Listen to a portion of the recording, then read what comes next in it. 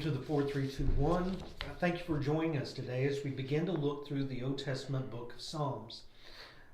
The Psalms are a wonderful place to consider. It's where faith and reality meet, and there's so many Psalms that speak for our emotions and lift up our praise and adoration and questions to God. So I hope you'll join with us as we kind of begin this journey through the book of Psalms.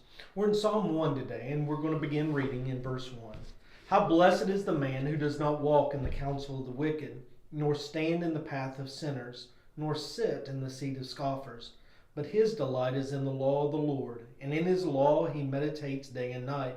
He will be like a tree firmly planted by streams of water, which yields its fruit in its season, and its leaf does not wither. And whatever he does, he prospers. The wicked are not so.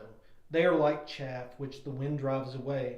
Therefore the wicked will not stand in the judgment, nor sinners in the assembly of the righteous. For the Lord knows the way of the righteous, but the way of the wicked will perish. As we begin to think about this psalm, I just want us to consider verse 1 and this individual that God blesses. And he describes that individual by what he does not do. And he uses three terms.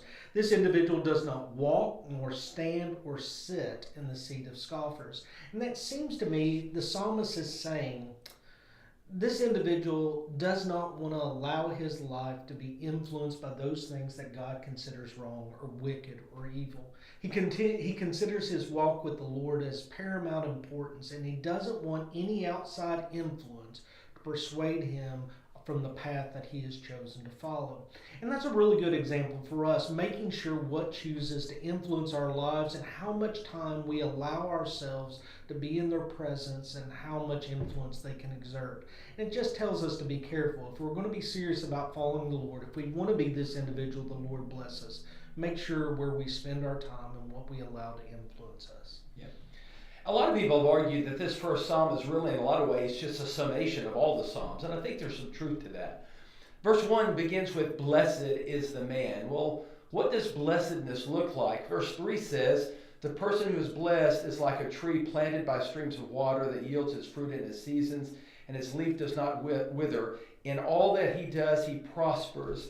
Blessedness is defined here in these verses as someone who is strong, someone who's secure. They're like that tree planted by water. They are fruitful. They bear fruit. They prosper. And they're nourished. They are growing within their life. They've got a strong, healthy, a good life in a lot of ways.